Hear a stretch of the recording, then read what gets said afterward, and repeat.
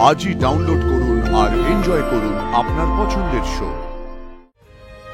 এখানে না এসে মীরা ম্যাডামের বাড়িতে চলে গেলেন। সত্যি লেট হয়ে যাচ্ছে, আমার যাওয়াটা জরুরি। যেখানেই যাওয়ার হয় খেয়ে যাবেন, বসুন বসুন। এই খাবারগুলো তুমি করেছো? দেখো মানুষে, তোমাকে না করতেও আমার খারাপ লাগছে, কিন্তু তুমি তো আমাকে একবার জিজ্ঞেস করতে পারতে। আপনার তো এখন চাপ কম, বেশিরভাগ সময় বাড়িতেই থাকেন। আমি কি করে বুঝবো বলুন তো আজকেই সাত সকালবেলা আপনি বেরোবেন? ঠিক আছে মানুষই, আজকে ছেড়ে দাও, কাল থেকে না হয়। না না, স্যান্ডউইচ, জুস আর ওটস খেতে আর কতক্ষণই বা সময় লাগবে? আপনার মন জয় করে ছটপট অপর্ণার সাথে আপনার বিয়েটা ফিক্সড করুন। ওই মেয়ে এই বাড়িতে আসে মানে তো আমার কোনো কম্পিটিশনই নেই, সবটা সহজে আমার হাতের মুঠোয় রাখতে পারবো। মানুষে, আই এম গেটিং লেট। হ্যাঁ আর্যদা, এখন আপনি দাঁড়িয়ে আছেন, আমি এতক্ষণ ধরে আপনাকে বসতে বলছি, তার কি কোনো গুরুত্বই নেই?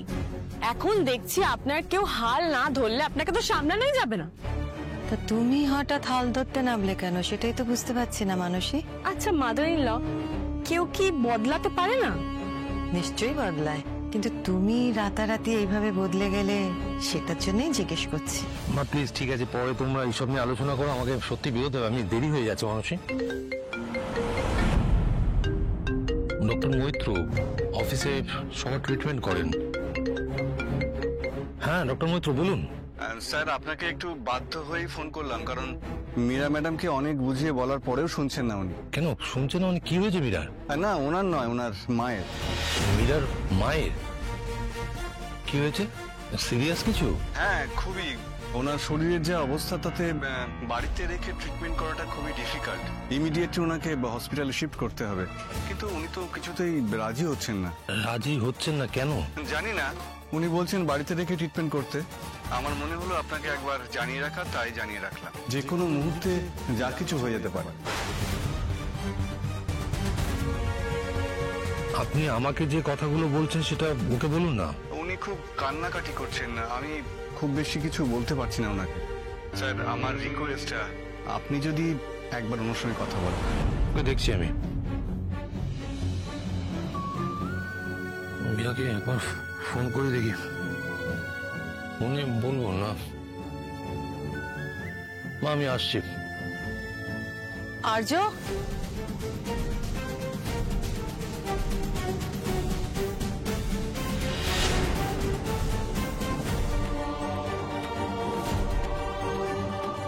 এতদিন ধরে অপেক্ষা করে আছি, এদিকে আর যেন আমার তর্স হয়েছে না, সময় যেন কাটতেই চাইছে না। একটা মিনিট কেমন যেন ঘন্টার মতন মনে হচ্ছে।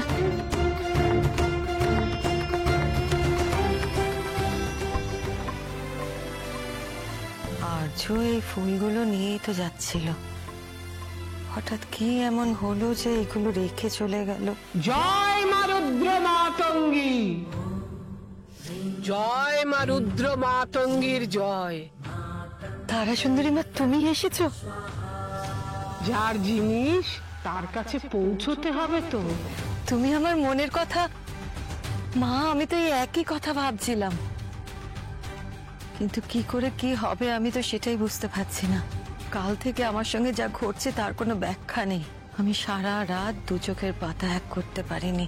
জানি বিভ্রান্ত হয়ে আছিস,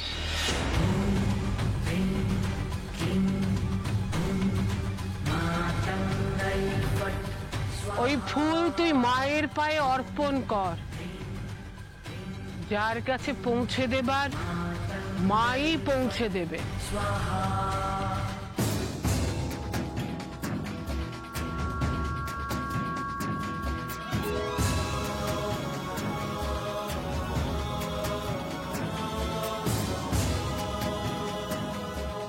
জয় মা রুদ্র মাতঙ্গীর জয়। তুমি চলে যাচ্ছ মা? তুমি তো কিছুই। সময় সময় চলে যাচ্ছে, যার জিনিস তাকে সময় মতো পৌঁছে দিতে হবে তো। জয় মা রুদ্র মাতঙ্গীর জয়। সব তোমার কৃপা মা, সব তোমার কৃপা। মা কি হয়েছে? এই দেখো, এই তো আমি এখানেই আছি। মা একদম ভয় পাবে না, তোমাকে আমি হসপিটালে নিয়ে যাব না তো। তুমি তুমি দেখো এখানেই সুস্থ হয়ে যাবে। কি হয়েছে বলো আমাকে।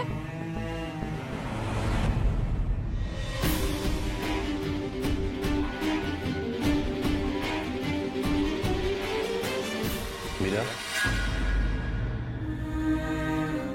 আর্য,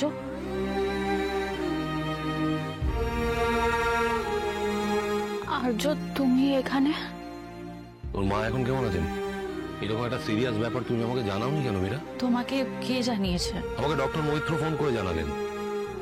তোমার তো জানানো উচিত ছিল। আমি তোমাকে জানাতে চাইনি।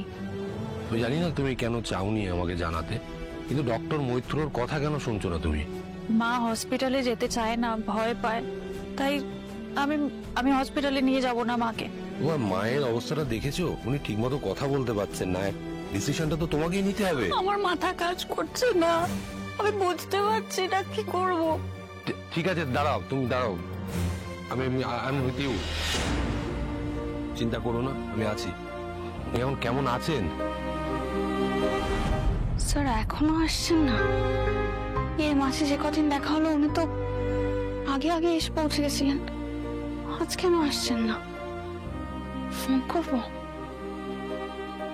ঠিক আছে তো, কোনো সমস্যা হয়নি তো?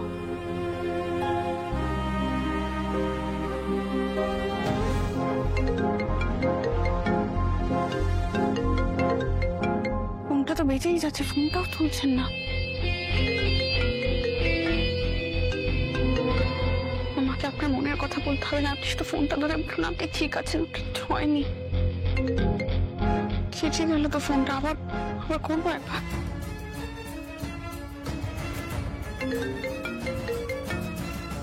তুমি দেখো থাকো, আমার যেন কিছু না হয়। Hello Aparna madam. আপনি? আর্য স্যার তো ফোনটা গাড়িতে ফেলে গেছেন, তো বারবার বাজছিল, আপনার নামটা দেখে আমি ফোনটা তুললাম। ও আচ্ছা, কিন্তু উনি কোথায়? উনি মীরা ম্যাডামের বাড়িতে এসেছেন।